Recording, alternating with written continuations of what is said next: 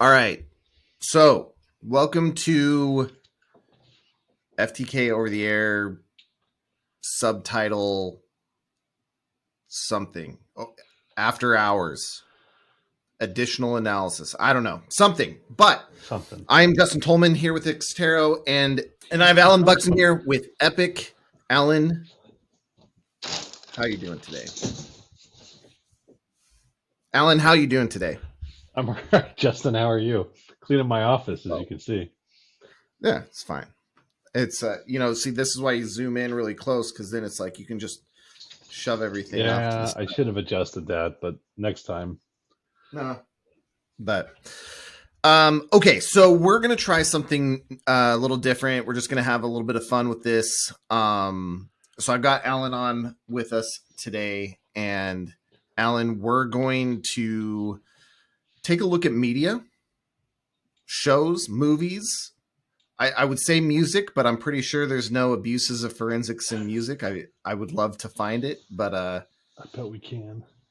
yeah, that'd be awesome. But I know for a fact that you have a little bit of training or a lot of bit of training in actual like hard drive recovery, hard drive um, repair at a low level. Can you tell us a little bit about that?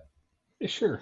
Um, so hard drives composed of moving parts, right? There's the spindle and the motor and bearings that spin the platters, and then there's the read-write actuator head and arm that move the heads. The read-write arm that move the heads across the platters to read the data. And some of the earliest data recovery, other than software, when it comes to defective stuff, is either moving the platters to a new motor and head assembly. One of the more common ones now is to just replace the read-write head arm assembly to handle defects. But um, but yeah, I have some training and some experience with the recovery from physical failures, shall we say, Right. in the hard disk medium. That's cool. Do you have your own clean room in your house, or did you skip on that one? No, I skip on that one. Instead of that, use a positive airflow bench. In this case, I just hang some dog treats just out of reach of my dog and let her breathe across my desk really fast. Yeah, just hey, it's overcome, adapt, That's succeed. right. So, perfect. So why I bring that up specifically is in the classic Criterion Collection, I'm sure film, uh, Zoolander. It is a At classic. the end, they are looking for files to show that the fashion industry was planning on assassinating the prime minister of Malaysia, right? Yeah, Right, Malaysia. right. Yep. And so Derek and Hansel go looking for the files. They're told they're in the computer. These guys are highly intelligent and realize exactly what they mean. They come across an iMac, and we're talking like the old iMac. Well, it maybe It's wasn't the old at the original time. iMac. It's the CRT iMac. I Yeah, used to have to do the repairs on the those, and I was a the, field the tech. in this case it's orange, which is Hmm. interesting because I feel like blue was kind of, maybe that's because that's what the color the schools all bought was blue. I feel like I didn't really see many non-blue ones. The What blue was your green experience? Did you iMac is kind of your green? quintessential. It's a bluish green, yeah. And then the Yeah, yeah, orange, you had to want something different at home to go orange or pink. I think it was rose, but yeah. yeah. It can't be the crayon colors. I got to go with like a Apple's got to have its uh own name. yeah, a special name. So they come across the Seafoam orange green. iMac, which I don't know. We could probably look it up. I don't know what size of drive those would have came with back I then, can but tell it you. would be a spinning drive. I think that was um let's see, original iMac hard drive Should have been a three size. and a half sitting in a horizontal tray under the CRT and just above the CD DVD drive, or just below it, depending on how you have the tray seated.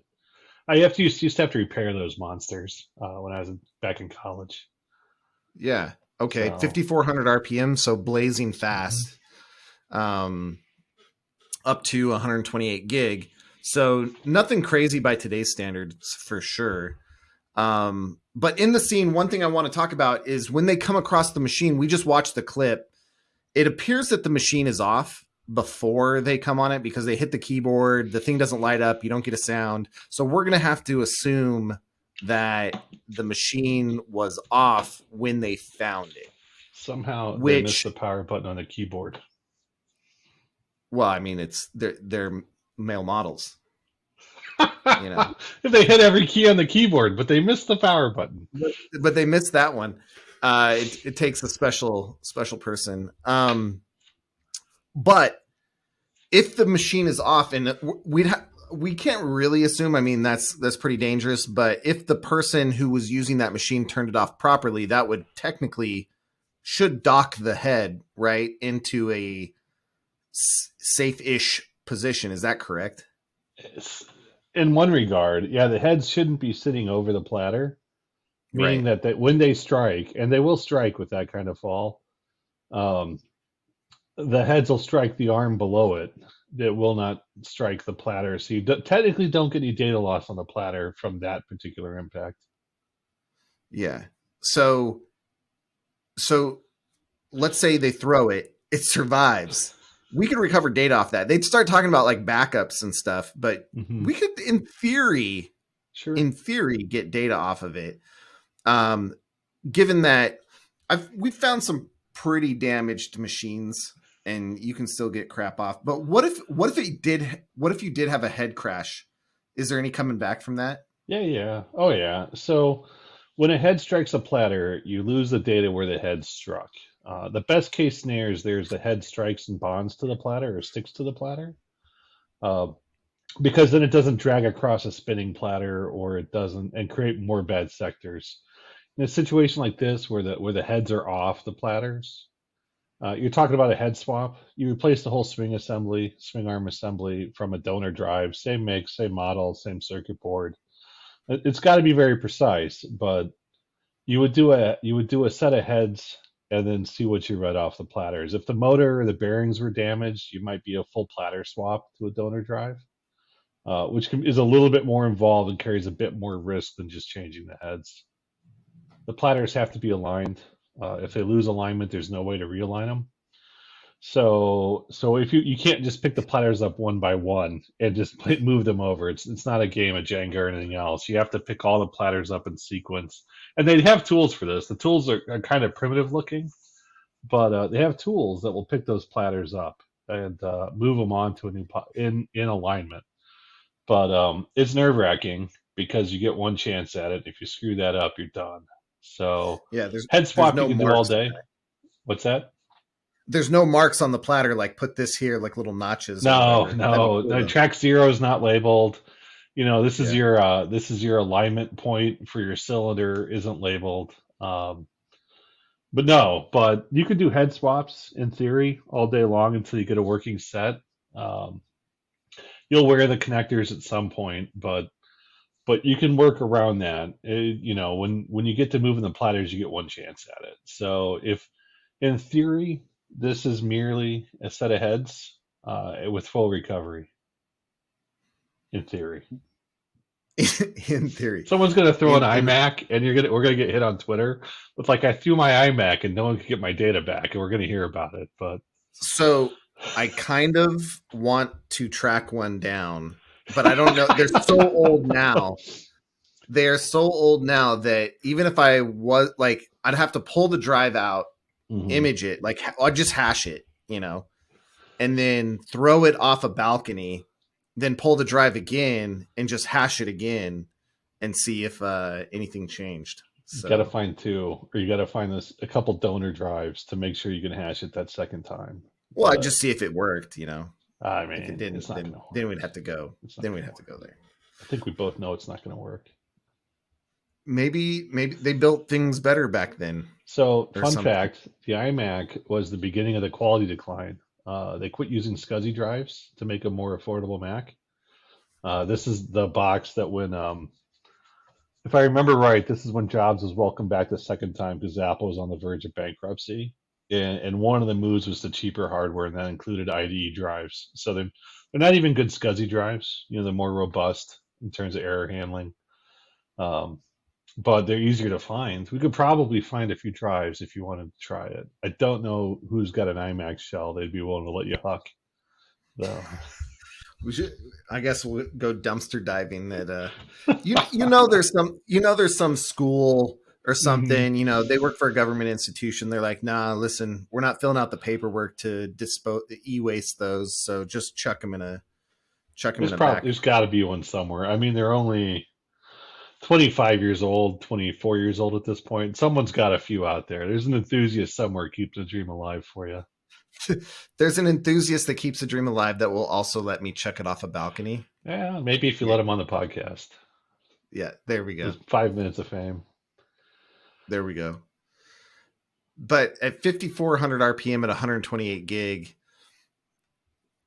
the form factor is the same. So you got like, was it thicker platters or just more space between them, less platters? I think, right? Like, because now Yeah, they're no. smashing a So bunch of platter platters in there. density wasn't what it was now, right? Like platter density is much smaller. So to hit Yeah, 120 gigs, it was probably 3 or 4 platters, maybe 6 platters. I want to say the max they ever squeezed into a 3.5 inch form factor was 8, but it's been a long time. Don't hold me to that. They may have gotten by with 6. yeah. I was just I don't know why I was looking at it for a different thing, but I was looking at bit density on platters today because as one Oh, does. Um, um, and yeah, the improvements there, and that's kind of how they're getting their hard drives um, up to a higher level, uh, the space, or the storage space. my But I, favorite, I love my favorite, or go what? ahead. No, go Well, ahead. my favorite thing about aerial density increasing as it has is that it's now hammer time for everybody, right? Yeah, I think what replaces hammer is it? I can only hope it's slammer, but I know heat assisted magnetic recording. They're already working on the successor to that, and I can't remember what it's called off the top of my head. But yeah, it's hammer time for us all. I just love the Google search. Like if you Google how many platters are in a hard drive, um, which I just did, the how Google will give the little snaps. I think that's probably what like if you have a Google or a uh what's Amazon's again? Alexa. That's Alexa, probably yeah. what it reads. But it's like all modern hard drives have two or more platters. It's like, okay, great. And and this is where like we talk about attention to detail and forensics is important. But details in the way that you talk, the way that you describe things, because it's like they're talking about modern hard drives, and then they're like, but if the hard drive is an SSD, it doesn't have any. I'm like, if the hard Oh. drive is an SSD, then it's not a hard drive. You know my But thoughts okay, on specificity and consistency of terminology, um, which is a whole nother podcast that if you can't sleep at night, we can get into sometime. There used to be a website back in the day that it was like HDD Parm or HDD something, HDD specs, and they had all the specifications for every hard drive, including how many platters and sets of heads. Because occasionally you get when they had an odd number of platters, and all that really means is they didn't put that sixth head in or that fifth head in. They just were the top, not the bottom of a platter. But I don't. It's not coming up in Google, so it must not exist anymore, or it's moved to a much newer, fancier name. not a chance. So, It's got to still be there. So in this, he throws it. You mentioned if the head fuses to the platter. How hmm would you like? Are you going to go in? You come up to this. All right. Somebody has. Let's say they're trying to hide evidence, not ignorantly find files, and they throw it off. What's your procedure when coming up against a destroyed machine like that? So that you don't further damage it. So you give yourself the best hmm case of recovering. So first thing is to take pictures, right? Document that you found it that way, not that it was you. Um, Yeah. but no. So what we do, like if we find the iMac, like laying on bottom of a 3-story fall or a 2-story fall, I can't remember how many stories it is. I didn't count all the stairs in Zoolander. It's a warehouse that they do fashion shows in. I frequent those all the All time, the but I just time. never notice. Let's call it 2 stories. We'll be generous and say it's only a Yeah, two-story warehouse. But that sounds good. the thing to do there is you sweep up the main carcass, right, and you take it back to a clean space to work and start disassembling what you can. What you want to avoid is you don't want to cut the drive out of that because you're going to create a lot of debris and you might inadvertently hit something. So even though the plastic's broken and the metal's bent, if you can piece that thing apart, back the screws out. Like I remember there being a plastic tray on the back, like where the plug was, the power cord. You'd Hmm. pop that tray and you'd pop that plastic off. There'd be two big screws that would hold a tray in and the motherboard and the tray would you'd have to ease some connectors off, but you would try to slide that tray out. Some of the early Macs had like a big bus connector that pushed in, pushed out. Some had the individual cables on the back, but you had to remove the tray to remove the drive because the drive had 4 screws in it.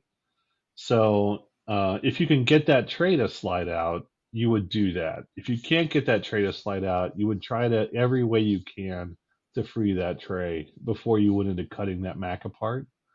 The top of that Mac, the CRT Max, is a believe it or not, like it wasn't like they sealed anything off. There was a full CRT up there, which meant that the capacitors could kill you. The raw video feed cables, the power feed were all right there. So the last thing you really want to do is cut into the top half of that Mac, um, or the front, because the front is a giant, leaded glass screen that might kill you or cut you because it's probably sharp at this stage. So Right. I would come at it from the bottom, flip it over on its top, and come at it from the bottom if I couldn't get that tray to release. The tray probably will release. It was a little bit of aluminum, a little bit of steel. Is a fairly robust sliding mechanism. So even if you had to cut the heads off the screws to get it to release, you probably work that tray out, and then you want to unscrew the hard drive and try and get it out, and then you're going to assess the physical condition. First thing we want to look at are the data bus connectors. In that case, IDE. Are there 40 pins? Are there 39 pins? For those of you being pedantic, um, as the And not all those have to go back in at the end. I just want that on record that is a scientific fact. they do absolutely have to go back in at least while you're working on it. But um, the power cord, the old ATA, 4-pin Molex. You want to work that out if you can. If that's functional, even better. Both of those buses can be replaced with a circuit board swap, but you want to check them. Then you want to check the cover on the top. Hard drives aren't airtight; they do breathe, but they breathe through a filter. And if that cover has been damaged, you have an idea of just how much force was subject to that because those things are sealed on and screwed down. One of those screws typically goes through the motor bearing. Um, so that whole spindle, so it's very, very solid, and you're going to assess that. If the cover's peeled or if the cover's cracked, you might as well go ahead and remove it and work all the screws off, and then physically inspect the heads and platters. We're in a gray area in terms of like this technology. Hard drive arms don't always swing all the way off the platter anymore, just because of the space consideration for the platters. So if you're going to peel the cover off, you might as well check and make sure that the heads swing freely. And I do not mean drag them around. Okay, I mean What? I don't mean put your finger on the platter and spin it either. Okay, you can tell looking at it because those arms are very flexible, and if they've hit and struck, or if they've hit, they will no longer be perfectly straight horizontally. They'll be bent. They'll normally bend down to the platter. If your cover isn't damaged, go ahead and leave it alone for a second. Apply power to the drive and see if you feel the platters spinning. If the platters aren't spinning, you either have a motor problem or you have a stuck head keeping the platter from spinning. Um, that's fine. If you hear the platter striking, if you hear a lot of clicking, the heads are either seeking or they're striking the platter. Grinding means they're striking the platter. You want to power that down as soon as possible. If you know what you're doing, go ahead and pop the cover and check every time before you spin it up. That is not to say you know what you're doing because you're listening to this podcast. Okay. Um, word Yeah, to the wise. go get proper training. Get If you're going to open up a yes. drive, they offer training on that. There's professionals. We are not that. There's a lot more places to get training now than there were in the early 2000s too, or even the late 90s for that matter. The platters will start to corrode when they're exposed to regular, humid, dirty air, like my dog panting on a desk, which means your clock is ticking. They're not going to corrode in a day, but they will corrode in short order. If you pop the cover on a driver like now I'm going to order parts, by the time by the time those parts have shown up, you have probably triggered a little damage loss. My dog is looking for attention. Sorry, you get to meet my dog, everybody. Solo, the world's greatest digital forensics dog. Yeah. Have you taught it how to sniff out USB drives She yet? does Or? not sniff out USB drives, but she does do platter swaps and read data from network cables. Oh, so So you skip that step. I did. Well, anyway, everyone's Straight. got those. The question is, where's the niche, Justin? You know, That's someone's right. training That's dogs to find SD cards. I don't need to do it. That's fair. I've never heard of a dog doing platter swaps, so I guess you're in. It's pretty impressive, and they work for peanuts. Actually, they work for treats and beef jerky, carrots and beef jerky. But Can't just a quick trip to Maverick and you're good. I don't know if I can't remember if they have Mavericks out there. It's But Giant Eagle out this way, but free endorsement for Giant Beagle, I guess. Yeah, there you go. Anyway, Do you think that CRT based or screen based computers were manufactured for the sole purpose of giving credibility to Hollywood when they would shoot monitors and the computer would die? ooh, so again, when I was a field tech, we used to think that all the OEMs were competing to make the least serviceable computer out there. Like that was our personal suspicion. Compaq would make something small, Dell would make something smaller, then Apple would come along and make something you had to order new paste for when you put it back together. And but I think you might be on the right path. I think someone out there realized because Silicon Valley is closer to Hollywood than anything else, right? Yeah, Realized that when they shoot the yeah, monitor and claim the data is gone, they could make that a reality. yeah.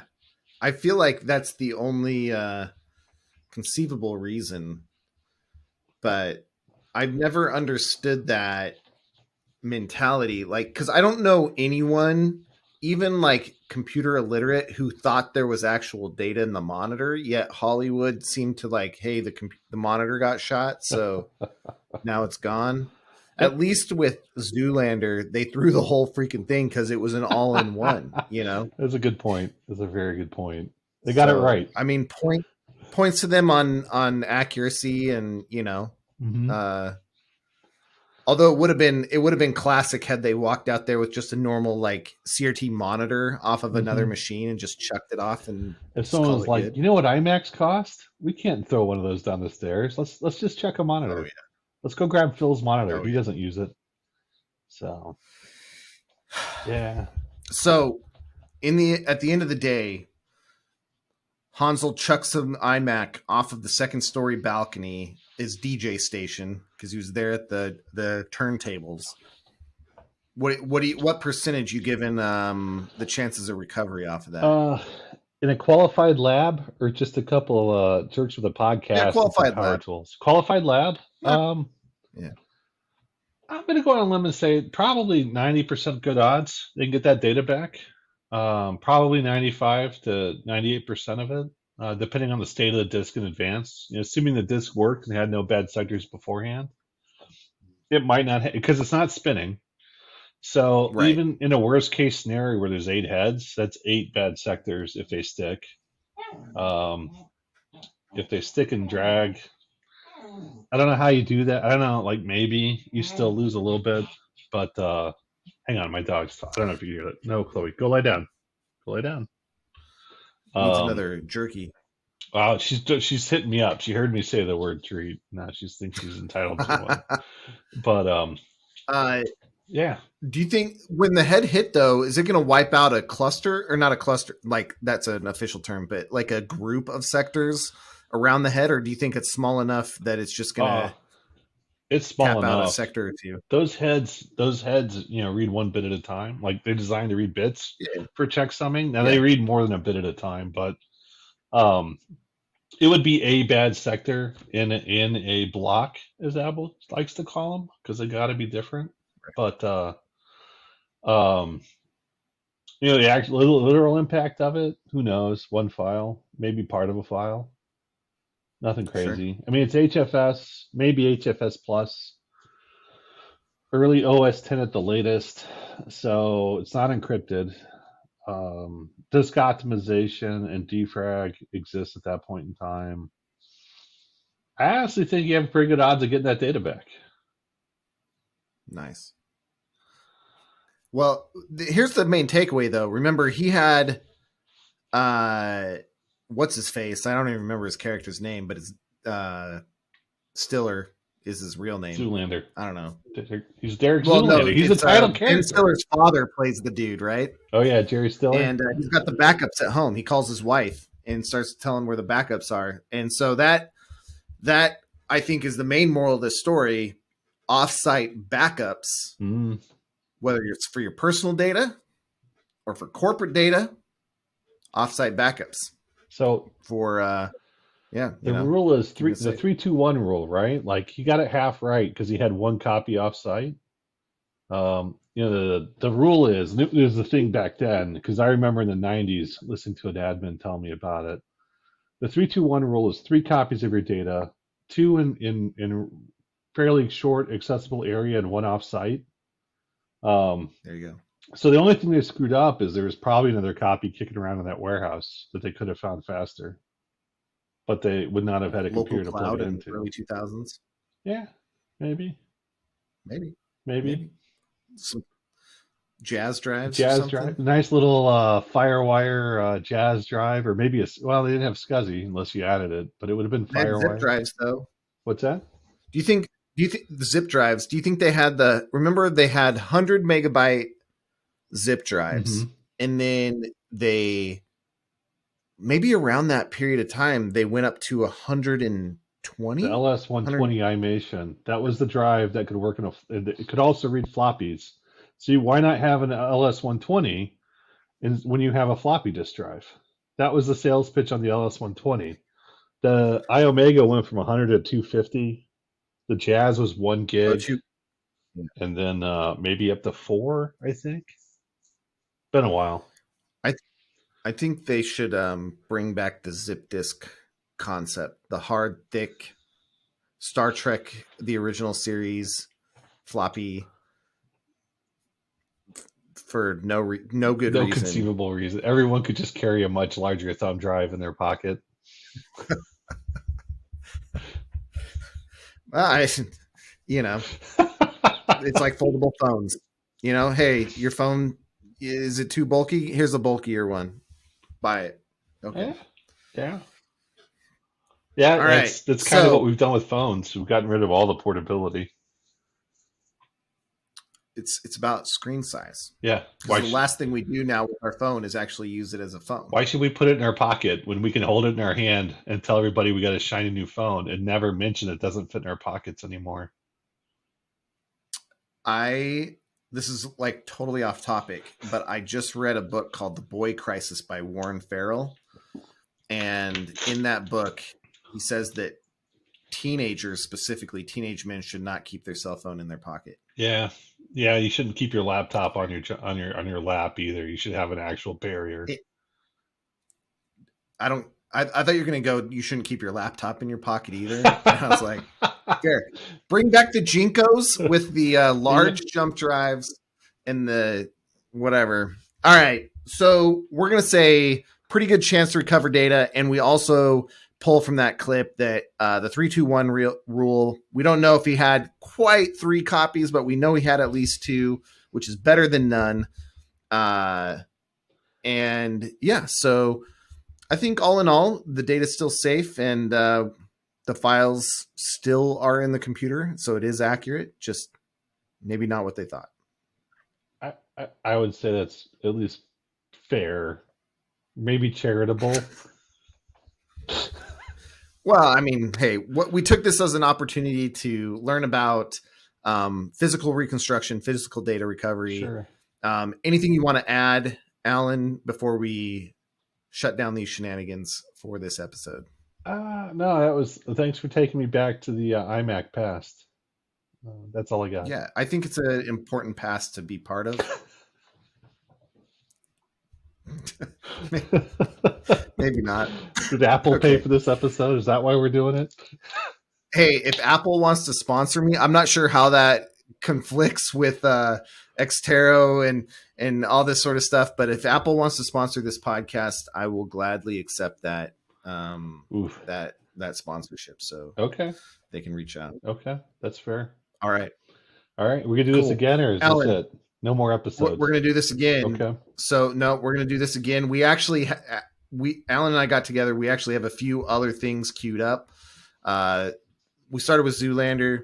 Just we wanted to start with a drama, a serious Very serious. Criterion Collection classic drama, and then we'll move into. We got some TV stuff, both new. We got some old stuff, all sorts of stuff. So we'll make more of these, and we'll try to mix a little bit of the TV show and the shenanigans that happen in that, with real world forensic applications, some learning stuff in there. So yeah, Alan, thanks for jumping on. Thanks for the laughs. Thanks for having me.